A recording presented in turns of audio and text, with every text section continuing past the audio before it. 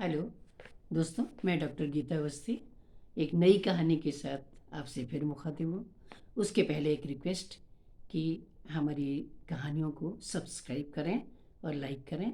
इससे हमें बहुत प्रोत्साहन मिलता है। आज की कहानी का शीर्षक है मोह भंग।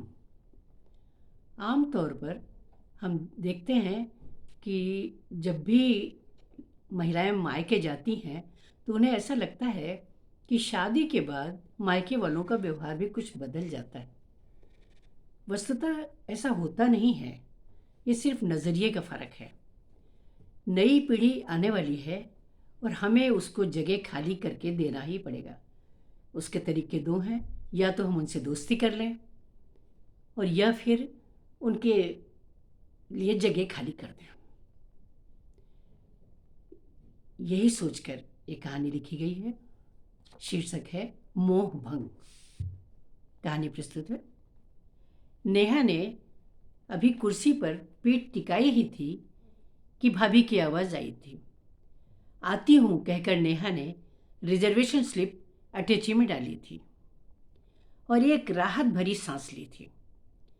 अब दिन ही कितने रह गए हैं मयंक को बच्चों से मिलने के लिए?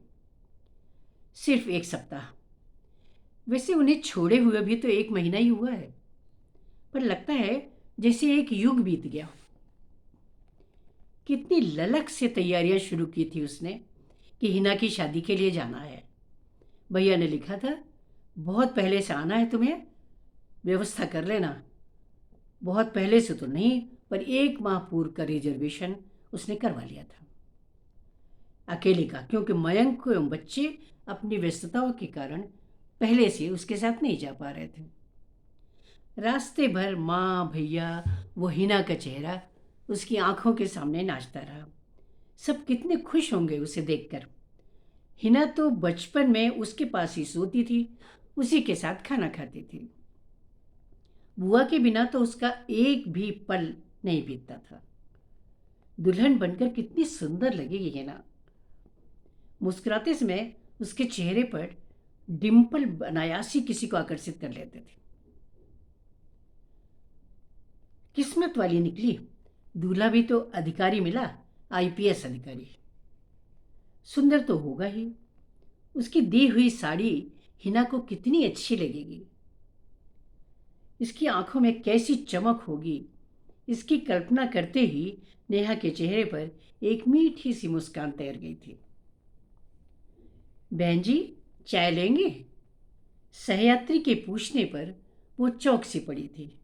स्टेशन था कोई। हाँ, ले लूंगी कहकर उसने चाय के लिए हाथ बढ़ा दिया था। मिट्टी की कुल्हड़ में चाय पीने जैसा स्वाद उसे अच्छे से अच्छे रेस्तरां में नहीं मिलता था।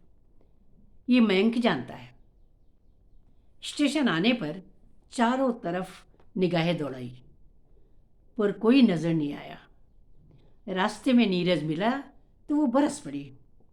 नीरज सफाई देता ही रहा।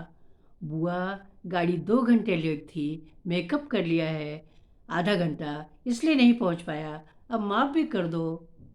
खूब डांटने के बाद वो नीरज की किसी बात पर मुस्कुराई थी। घर के अंदर पहुंचते ही थोड़ी देर के लिए हंगामा मच गया था। सबने पूछा सफ़र की परेशानियों के बारे में, मयंक को बच्चों के बारे में, उनके आने की तारीख वगैरह पूछी। फिर सब शांत होकर अपने अपने काम में लग गए थे। थोड़ी देर बाद भैया बाहर से आए। उसे देखकर बोले, नेहा आ गई तुम? सवेरे से अपना काम शुरू कर लेना, सामान की लिस्ट बना लेना। सुबह जब वो लिस्ट बनाने बैठी तो भाभी ने कहा, नेहा कुछ सामान आ गया है, उसे देख लो। बाद में बताया गया कि बड़ी भतीजी 1 सप्ताह पहले पूरी शॉपिंग कर लाई थी। नेहा ने अपने दिल का एक कोना खिसकता सा अनुभव किया था। उसे याद है, दूसरे दिन से ही उसे तेज बुखार हो गया था। डॉक्टर आया, दवा दी, फल दूध की भी व्यवस्था थी, फिर भी उसे लगातार रोना आ रहा था। मयंक से वो इसी बात पर लड़ती है कि तुम बीमारी में भी मेरे पास नहीं बैठ सकते।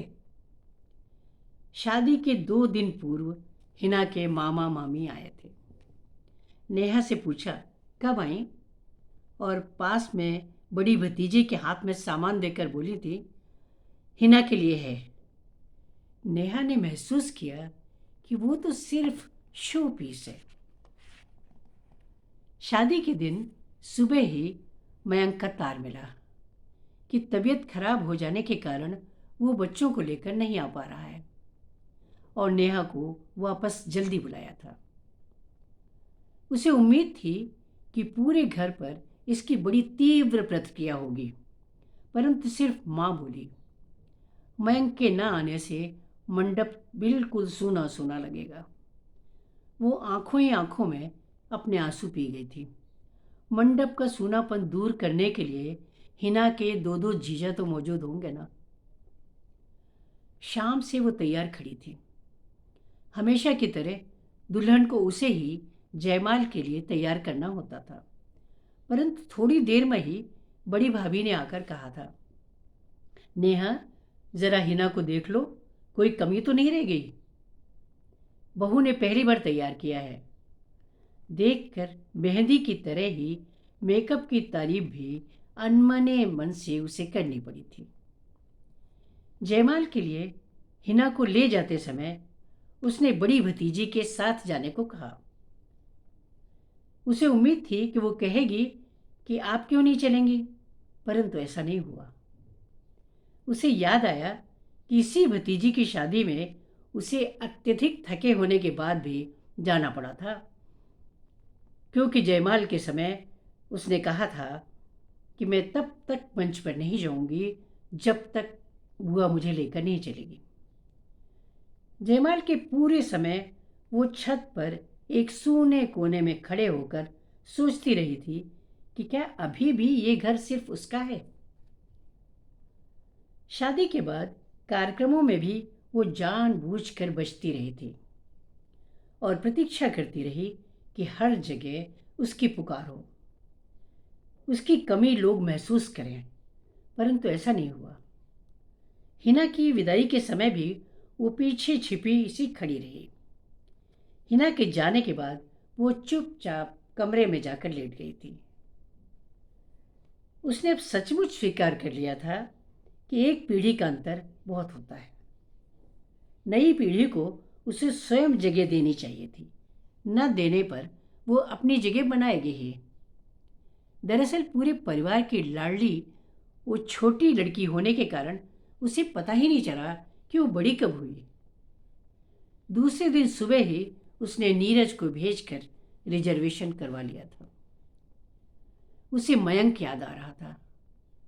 रिजर्वेशन करवाने जाते समय उसने कहा था, नेहा अभी से क्यों जा रही हो, हम सब अकेले हो जाएंगे। परंतु उसने कहा था, नहीं मयंक, मेरे बिना तो वहां पत्ता भी नहीं हिलता, शादी की तैयारी कैसे होगी।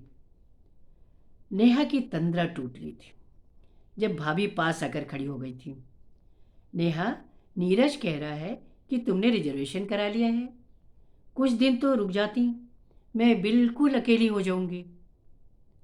नहीं भाभी, अकेले तो मयंक को बच्चे हैं, मुझे जाना ही होगा, नेहा ने जवाब दिया था। उसका मोह भंग हो गया था। नमस्कार।